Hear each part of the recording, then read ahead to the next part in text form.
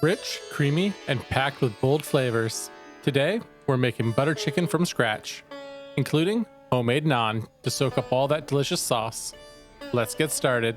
This dish comes together with a few simple ingredients: yogurt for a creamy marinade, fresh garlic and ginger for depth, and a mix of warm spices like garam masala and turmeric, and of course, chicken, butter, and a rich tomato-based sauce. Starting off, let's grate some ginger. A great kitchen trick is keep your ginger frozen. It stays fresher longer, and when you grate it from frozen, you get a fine shred without any stringy fibers. Plus, frozen ginger lasts way longer than fresh, so you always have some on hand for cooking.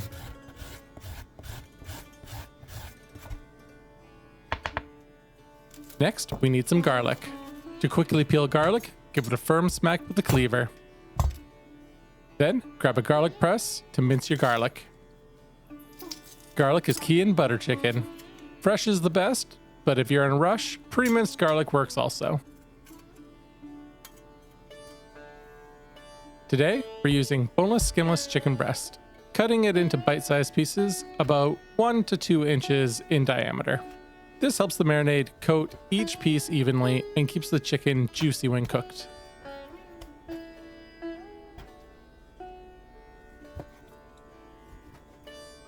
You can also use chicken thighs if you prefer.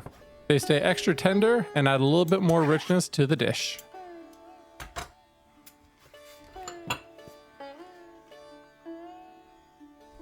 Next, we'll need some fresh lemon juice to help tenderize the chicken. A little trick is to roll the lemon before cutting it. This makes it easier to squeeze out every last drop.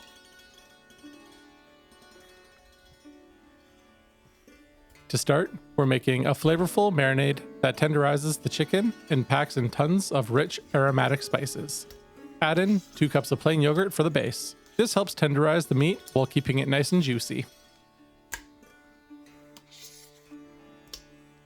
2 tablespoons of fresh lemon juice. 2 tablespoons turmeric powder. This gives that signature golden look. 2 tablespoons garam masala. This is the heart of the dish, giving it a earthy tone.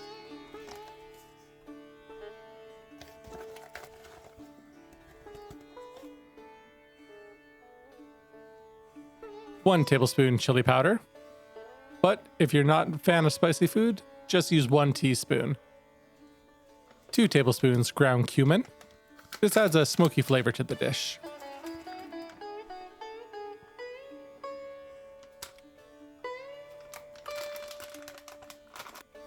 4 tablespoons freshly grated ginger.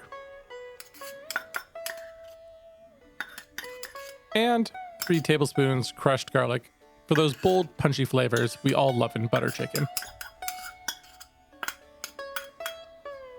Whisk everything together until smooth. For an ultra silky marinade, you can use an immersion blender to break everything down.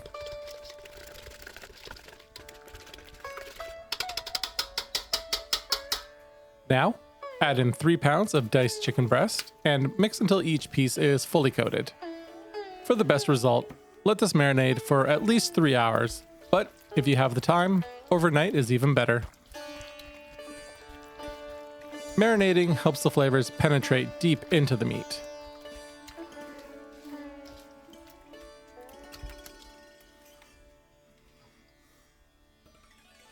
Time to build our rich, creamy butter chicken sauce. Start by melting 4 tablespoons salted butter in a large pot. Next, add 500 milliliters of tomato sauce.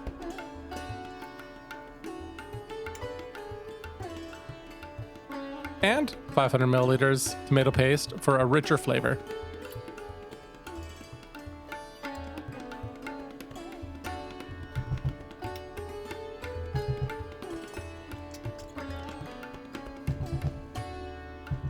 Stir everything to combine.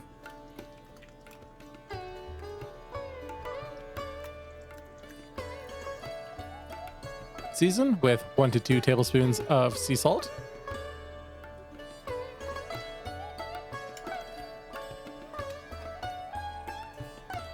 and 1 to 2 tablespoons of sugar. The sugar will help balance the acidity of the tomatoes.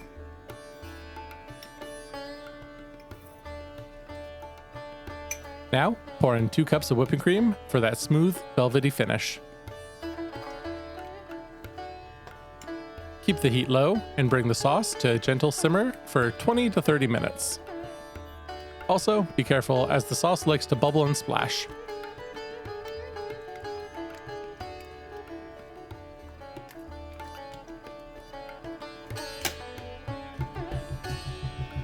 While this is going, let's get our chicken out of the fridge. The chicken has been marinating for the past 24 hours and smells amazing. The spices have soaked into the meat, giving it a rich golden color.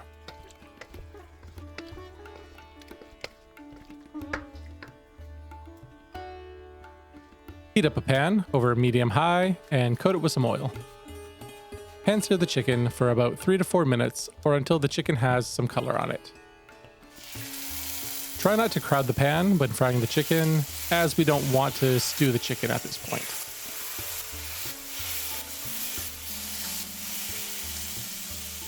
Make sure to flip it after 1.5 minutes.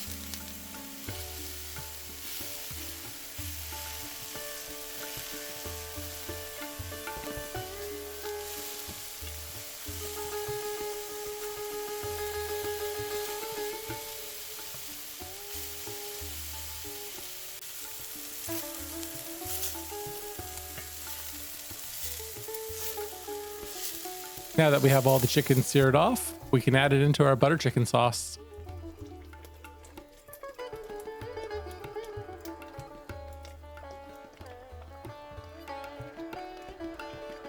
Give it a quick stir and cover it with a lid. While we let this simmer on low for the next 30 minutes, I'll show you how to make some of the easiest and best naan to go with this dish. In a small bowl, add 1 tablespoon of instant yeast, 1 tablespoon white sugar,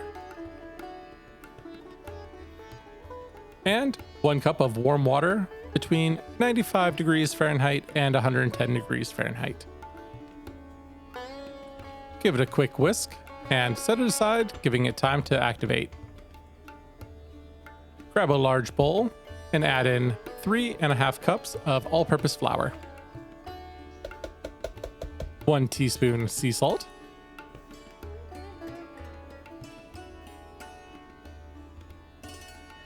mix it around to incorporate the salt.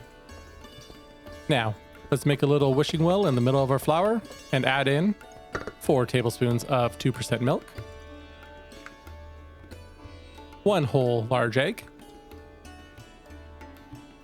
and 4 tablespoons of melted salted butter. Whisk just the liquids until the butter is mixed in.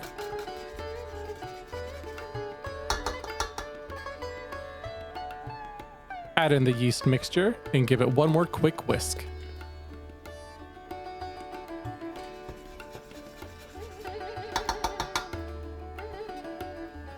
Let's switch over to a wooden spoon and start mixing everything together until it starts to form a dough ball. This shouldn't take more than a few minutes.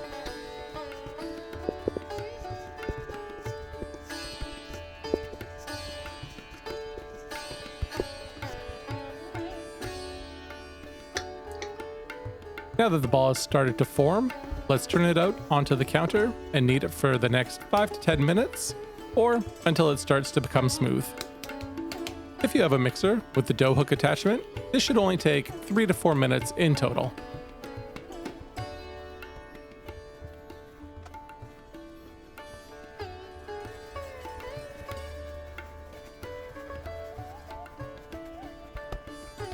This looks decent enough for me.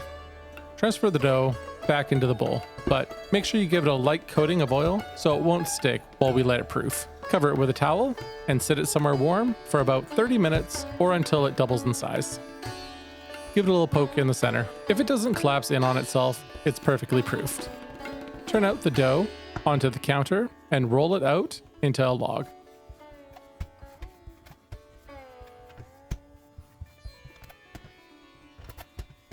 This amount of dough will make 12 regular sized naan or 24 mini naan.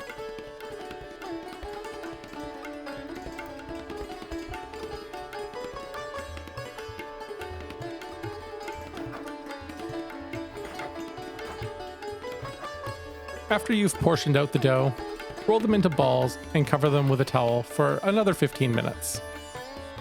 This helps the dough relax, making them less likely to spring back while you try to form them into your desired naan shape, whether that be circles or ovals.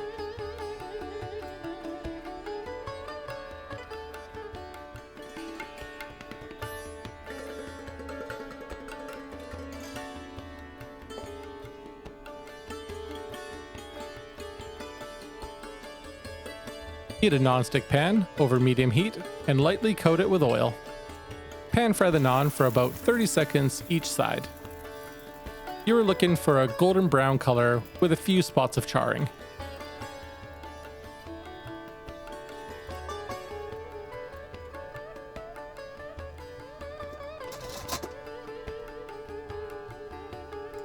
In between each naan, make sure to re-oil the pan.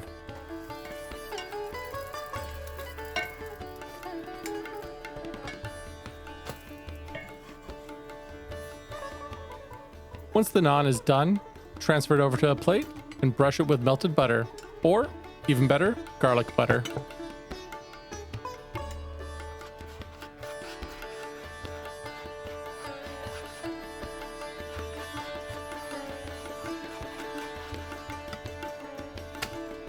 Use a towel to cover the naan.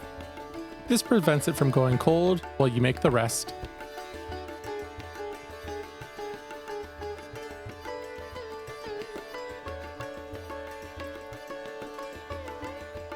Now that our butter chicken is ready, it's time to dig in.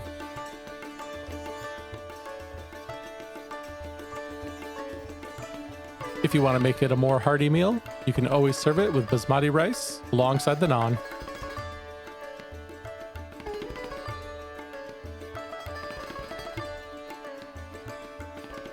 If you enjoyed this video as much as I enjoyed making it, don't forget to like and subscribe. We're on our way to 500 subscribers, and your support means the world to me. Let me know in the comments what your favorite Indian dish is, and, as always, see you next time.